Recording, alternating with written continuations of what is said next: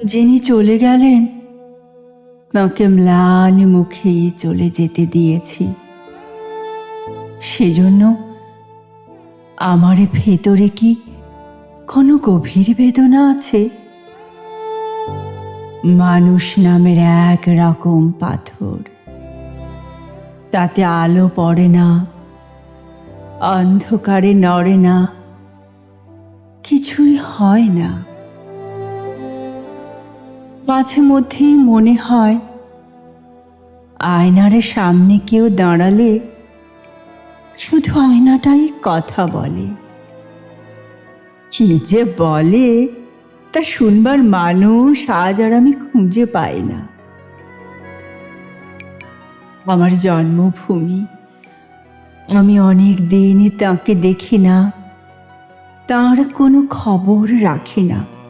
দেশের মাটি তোমার পরে ঠেকাই মাথা, ও আমার দেশের মাটি তোমার পরে ঠেকাই মাথা।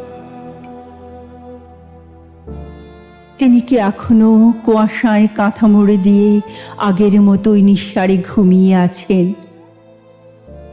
আমার ছেলেবেলায় যেমন তাঁকে দেখেছিলাম, শীর্ণ দুটি হাত ঘুমের ভেতর কেঁপে কেঁপে উঠছে, নাকি অনেকক্ষণ ভোর হয়ে গেছে, পাখি ডেকেছে, ফুল ফুটেছে।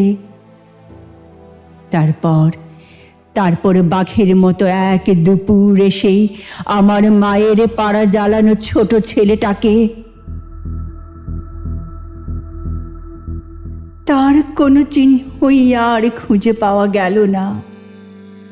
নদীর এপারে না, ও পারে না। হয়তো সে আমার নিজের ভাই ছিল না, কিন্তু কিন্তু তাকে আমি কিছুতেই ভুলতে পারি না। চারিদিকে এখন কত ফুল, কত পাখি। হয়তো এভাবে একদিন দুপুর গড়িয়ে বিকেল আসে, তারপর সন্ধ্যা নামবে, রাত গভীর হবে। আমি তখন পাথরের মতো ঘুমোবো। আমি তখন পাথরের মতো ঘুমোবো।